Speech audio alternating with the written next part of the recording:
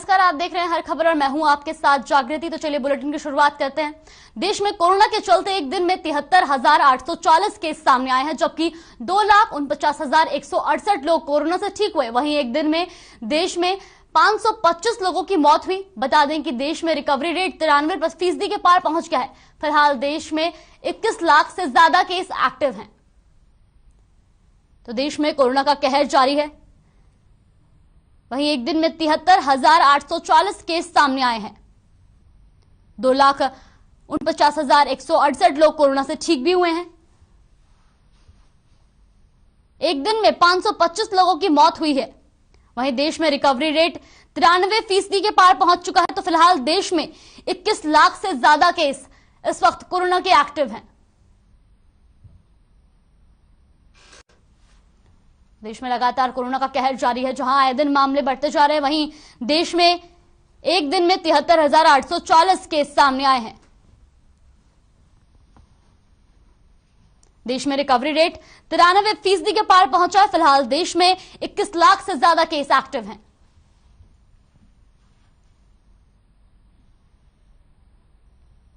एक दिन में जहां 525 लोगों की मौत हुई, तो वहीं 2,59,168 लोग कोरोना से ठीक भी हुए हैं।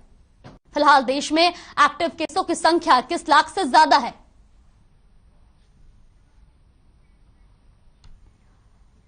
वहीं हरियाणा में भी कोरोना का कहर जारी है, जिसके चलते प्रदेश में एक दिन में कोरोना के 8,753 मामले सामने आए हैं, जबकि 12,826 लोगों ने कोरोना को मात दी है। वहीं प्रदेश में कोरोना से एक दिन में 11 लोगों की जान गई। फिलहाल हरियाणा में 57,932 कोरोना केस एक्टिव हैं। बता दें कि सबसे ज्यादा गुरुग्राम में 2,595 केस मिले हैं, जबकि फरीदाबाद में 1,030 मामले सामने आए हैं।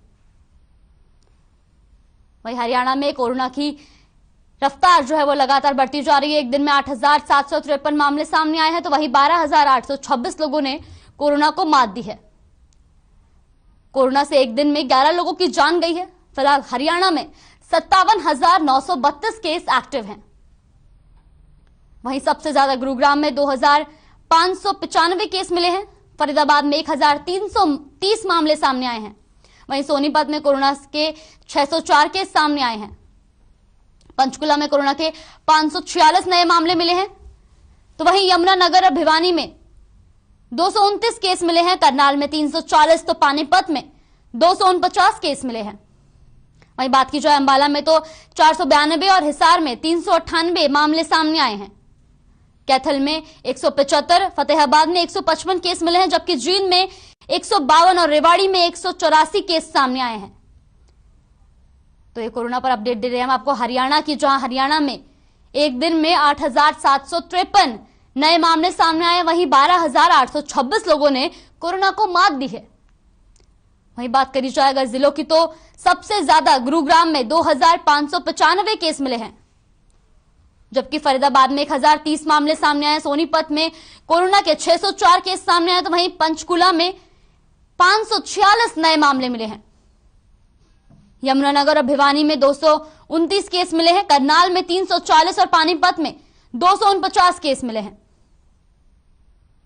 और अंबाला में 492, हिसार में 398 मामले सामने आए। तो वहीं कैथल में 175, फतेहाबाद में 155 और जींद में 152, तो रेवाड़ी में 184 नए मामले मिले हैं।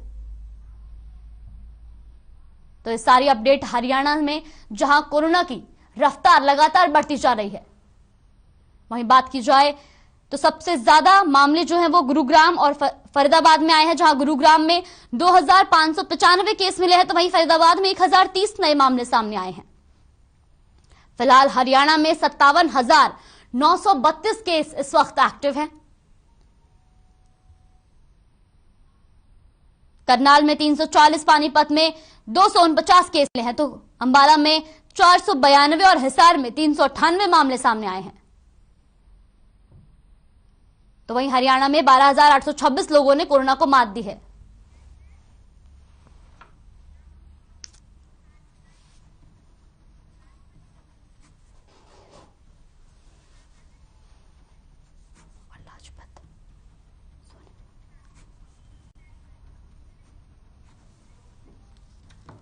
वही सीधा आपको लिए चलते हिसार, जहां हमारे साथ अनूप कुंडू और सोनीपत से हमारे साथ लाजपत जुड़ गए हैं इसी खबर पे।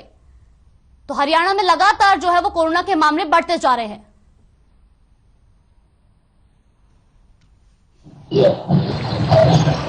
जी अनूप, जो है हरियाणा में जो है लगातार कोरोना के मामले बढ़ते जा रहे हैं। हाँ बिल्कुल जागृति, लगातार मामले जो है बढ़ते जा रहे हैं कोरोना के, और नए वेरिएंट की बात की जाए ओमिक्रॉन की, उसके भी मामले बढ़ते जा रहे हैं कोरोना के। हिसार में अगर नजर डाली जाए तो 398 नए केस आए हैं। इसी के साथ जो है 1710 एक्टिव केस हिसार में हो गए हैं। रिकवरी रेट भी लगातार गिरता जा रहा है। अगर हम बात करें पिछले 24 घंटे में जिस प्रकार से नए मामले सामने आए हैं, तो ऐसे में कहीं न कहीं प्रशासन को और अलर्ट होने की जरूरत है, क्योंकि हर रोज जो है कोरोना के मामले 400 के करीब आ रहे हैं, तो बहुत बड़ा आंकड़ा हो जाता है और धीरे धीरे ये संख्या बढ़ रही है। रिकवरी रेट लगातार गिरता जा रहा है। और इसके साथ साथ मैं अगर बता दूं, टोटल यहाँ पर जो है 8,62,811 लोगों की जांच की जा चुकी है, जिसमें से संक्रमण के मामले जो है 57,566 मामले सामने आ चुके हैं। जागृति, ऐसे में लोगों को भी सावधान रहना होगा और जो स्वास्थ्य प्रशासन है उसको भी कहीं कहीं और तेजी से काम करने की जरूरत है, क्योंकि जिस प्रकार से मामले बढ़ रहे हैं और साथ में ठंड का मौसम है, तो ऐसे में जरूरी हो जाता है कि लोगों के बीच जागरूकता अभियान भी चलाया जाए और इसके साथ साथ जो सख्ती से पेश आने की जरूरत है वो भी किया जाए। क्योंकि जिस प्रकार से पहले देखा गया था कि डबल डोज लगाने वाले लोगों को ही सार्वजनिक स्थानों पर आने की अनुमति थी, लेकिन आजकल वो तमाम जो दावे थे, तमाम जो आदेश थे, वो धराशायी हो गए हैं। कोई भी कहीं पर भी जा सकता है। इसके साथ साथ जो बाजार खुलने और बंद होने का जो समय था, उसको लेकर भी कोई ज्यादा सी गाइडलाइन जो दी गई थी उनकी कोई पालना होती हुई नजर नहीं आ रही। कहीं कहीं लोग भी इस चीज का विरोध करते हुए नजर आ रहे हैं। तो जरूरी है कि प्रशासन को अब ज्यादा अलर्ट होकर के इस तरह के काम करने पड़ेंगे। जागृति जी, अब सीधे लाजपत से जानेंगे कि प्रदेश में लगातार कोरोना के मामले बढ़ते जा रहे हैं, ऐसे में इसमें उस वक्त यहाँ पर वहां क्या इस वक्त माहौल है?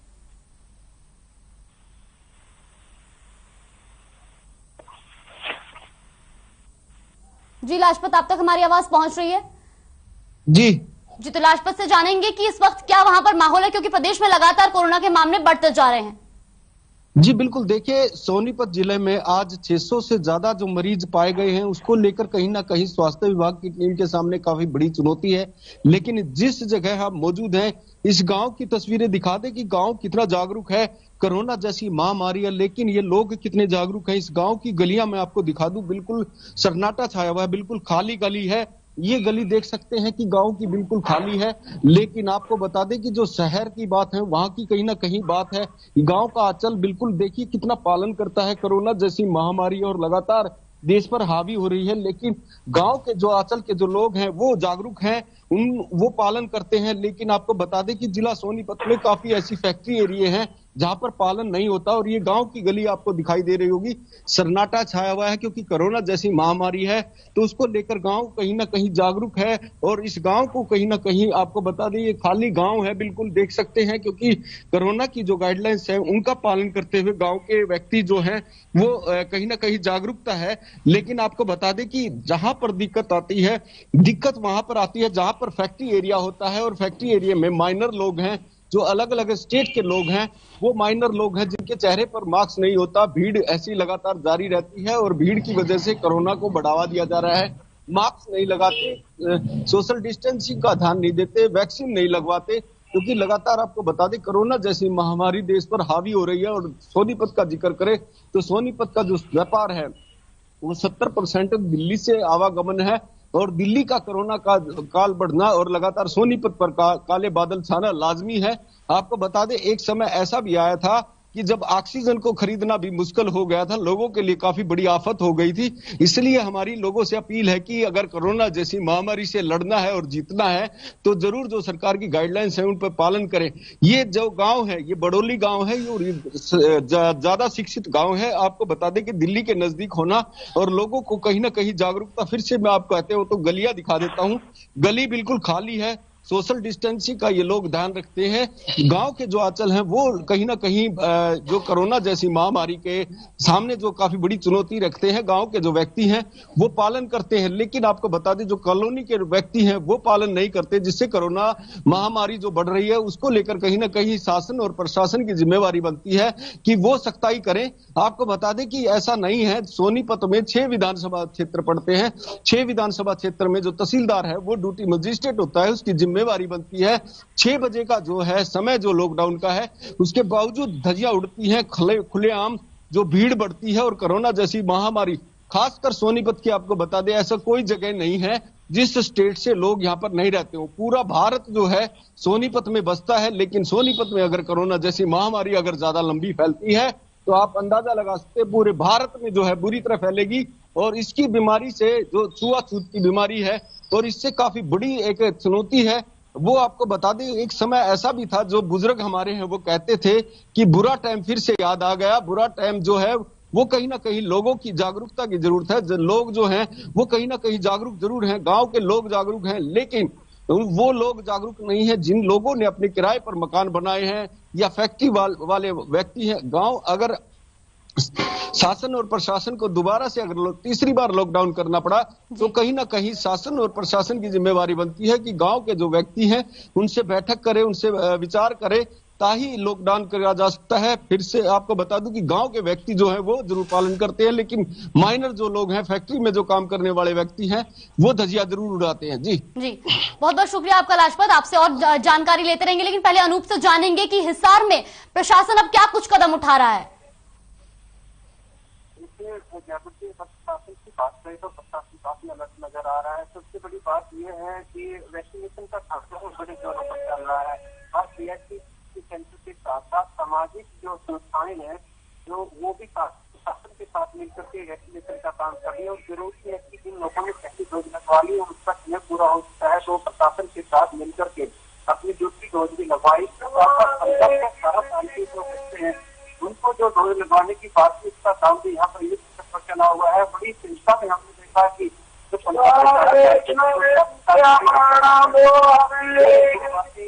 दूसरी डोज लगवाने के लिए सामने आ रहे, काफी उत्साह उनके अंदर है। हर कोई चाहता है, काफी उत्साह उनके अंदर है, हर कोई चाहता है कि प्रशासन के साथ मिलकर ऐसी लड़ाई लड़ी जाए जिसको कोरोना को मात दी जा सके। क्योंकि 2 जो लहर हम देख चुके हैं वो बड़ी भयावह थी, उनमें बहुत कुछ नुकसान देश प्रदेश ने उठाना पड़ा। बहुत सारे व्यापार और धंधे जो थे वो ठप हो गए हैं, उसके साथ साथ बेरोजगारी का भी आलम बढ़ा है। तो ऐसे में नहीं देश चाहता कि दोबारा से लॉकडाउन जैसी स्थिति पैदा हो या वैश्विक जो महामारी कोरोना है उसका जो नया वेरिएंट आया है ओमिक्रॉन का नुकसान उठाना पड़े। इसलिए कहीं कहीं आम जन जागरूक हो रहा है वैक्सीन लगवाने के मामले में जागरूक।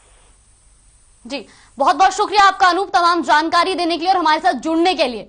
तो जिस तरीके से देखा जा सकता है कि हरियाणा में लगातार जो है वो कोरोना के मामले बढ़ते जा रहे हैं। वहीं बात की जाए अगर तो रणजीत सिंह गिल ने हर खबर से बातचीत में बताया कि वो केवल खंड में रह रहे लोगों की सेवा करना चाहते हैं। और साथ ही साथ उन्होंने ये भी कहा कि खरहट से बीते 2 दशकों से ना तो बस स्टैंड है और ना ही यहां पानी की निकासी का कोई प्रबंध किया गया है। वहीं उन्होंने मौजूदा विधायक पर कटाक्ष करते हुए कहा कि वो इन 5 सालों में आम आदमी पार्टी के विधायक होने के बावजूद एक दिन भी यहां के लोगों को ना तो मिले और ना ही गांव और कॉलोनियों में सीवरेज का काम करवाया। वहीं रणजीत गिल ने और क्या कुछ कहा वो आपको सुनवाते हैं।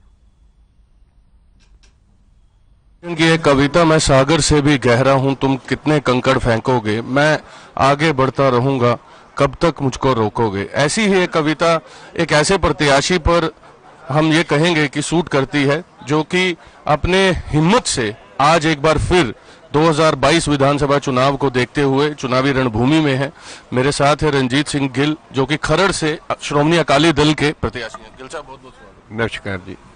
ये मोटिवेशनल कविता इसलिए क्योंकि अभी मैं हाल ही में आपकी एक वीडियो देख रहा था जिसमें एक मोटिवेशनल सॉन्ग चल रहा था, तो कहीं ना कहीं मोटिवेशन गिल साहब के अंदर कहाँ से आता है? सबसे पहले तो ये देखो, मोटिवेशन जो आता है अपने लोगों से आता है। जो लोग आपके लिए दिन रात आपकी सज्जी खब्बी बाहें बन के चलते हैं तो फिर मोटिवेशन आता है और काम करने को दिल करता है भी हम क्योंकि हमारा एक ही मकसद है राजनीति में आना, सिर्फ सेवा भावना से डेवलपमेंट करना। और हमने कोई राजनीति जो आजकल बिजनेस बना हुआ वो हमारा काम नहीं है, क्योंकि हम तो अपना बिजनेस छोड़ के इस तरफ आए तो सिर्फ और सिर्फ सेवा भावना से आए, लोगों का प्यार देख के आए हैं। तो विधानसभा चुनाव 2022 को देखते हुए पहला संवाद जो है श्रोमणी अकाली दल के संयोजक सुखबीर सिंह बादल और आपकी मौजूदगी में 3 जगह पर स्क्रीन लगी। ये पहले अपने आप में एक, मैं ये कहूंगा, अकाली दल की पहल थी कि आप लोग सीधा वोटर के साथ, मतदाता के साथ जुड़े, और मतदाता ने वहां 15 प्रश्न भी किए बादल साहब से, और लोगों ने बस स्टैंड की बात की, लोगों ने एजुकेशन की बात की। तो सबसे पहले प्राथमिकता खरड़ के लिए क्या? देखो, ऐसे है, जैसे आपने वर्चुअल मीटिंग की बात की है, तो हालात बदल चुके हैं। पहले रैली होती थी, जलसे होते थे, बड़ी मीटिंगें होती थी। अब कोविड के कारण इलेक्शन कमीशन ने जैसे बैन कर दिया है, तो उसके लिए जरूरी था भी वर्चुअल जड़ी मीटिंग है वो की जाए। तो हमने खरड़ में बड़ी सक्सेसफुल जड़ी मीटिंग है वो हमारी हुई। जैसे आपने पूछा भी खरड़ का ऐसे है भी हमारा जो हल्का है इसकी अलग अलग प्रॉब्लम है। जो मैं खरड़ शहर की बात करता हूँ तो यहाँ पे 3 लाख की आबादी है और ना कोई यहाँ पे अच्छा हॉस्पिटल है, बस स्टैंड तो है ही नहीं। सबसे बड़ी कमी यहाँ पे पानी की है।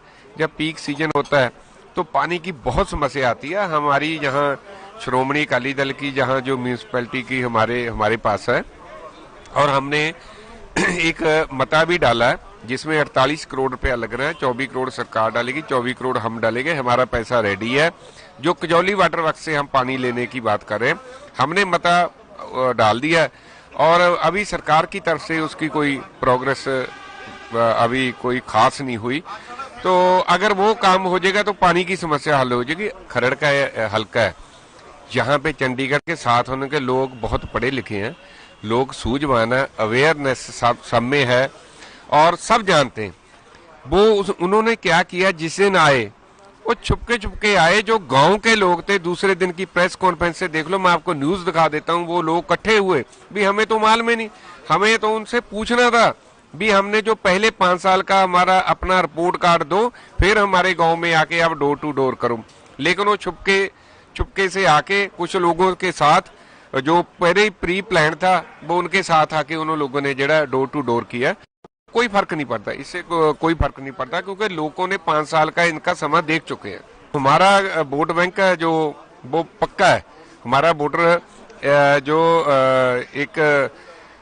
वो पिछली उसमें भी 27% था, अब 30 से ज्यादा वो क्रॉस कर गया।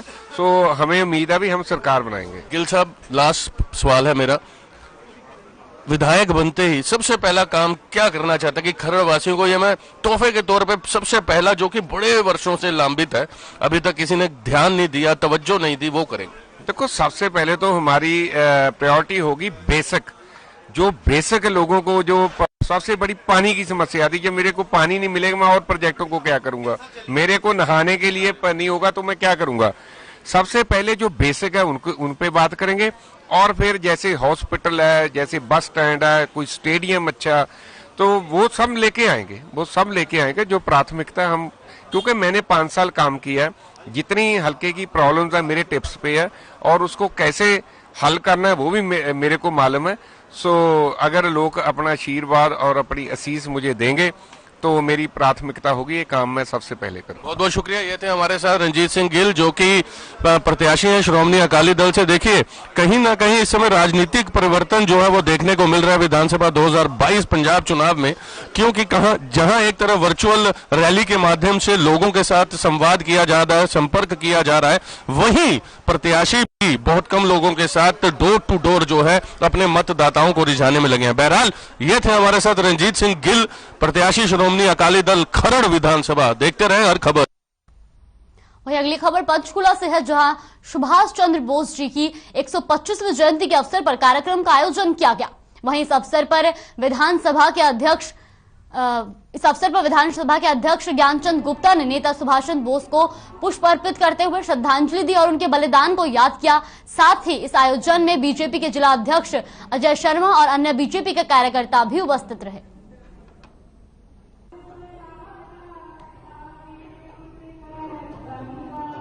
सुभाष चंद्र बोस की 125वीं जयंती है और इसको आज हम पराक्रम दिवस के रूप में मना रहे हैं। नेताजी सुभाष चंद्र बोस, जिन्होंने देश की आजादी के लिए सभी देशवासियों को इकट्ठा करके आजाद हिंद फौज की गठन किया था और उसके साथ सभी लोगों को साथ लेकर के अंग्रेजों को भगाने के लिए लड़ाई लड़ी। ऐसे आज हमारे महान सपूत नेताजी सुभाष चंद्र बोस का जन्मदिन है। इस अवसर पर मैं बधाई देता हूं और जो हमारे शहीद, जिन्होंने इस देश को आजाद कराने के लिए अनेकों लाखों शहीद हमारे इस देश के अंदर हुए, जिन्होंने इस देश को आजाद कराने के लिए कुर्बानी। जुलाना के भामाशाह पार्क में नेता सुभाष चंद्र बोस जी की 125वीं जयंती धूमधाम से मनाई गई, जहां जुलाना के गणमान्य व्यक्ति भामाशाह पार्क में पहुंचे और सुभाष चंद्र बोस की प्रतिमा को पुष्पांजलि अर्पित की। इस दौरान जुलाना वासियों ने बताया कि जैसे सुभाष चंद्र बोस जी ने बलिदान और त्याग के मूर्तिमान बनकर देश को जो क्रांति लाई और देश में जो इतनी जागरूकता इनकी ओर से लाई गई, हमारा आज का युवा भी उस रास्ते पर चलकर देश के विकास में अपनी ऐसी भागीदारी दे।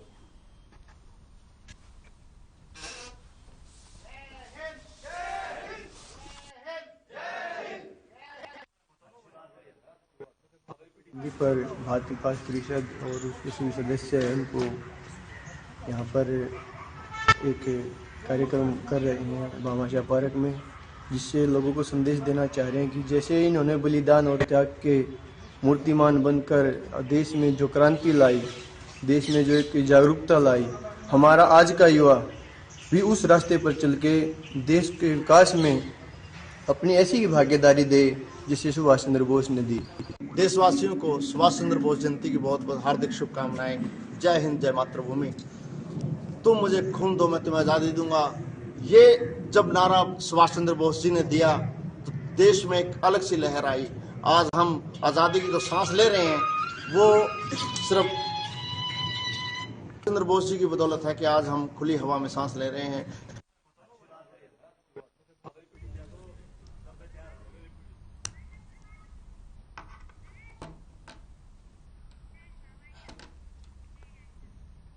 इस बुलेटिन में बस इतना ही। खबरों में बने रहने के लिए देखते रहिए हर खबर।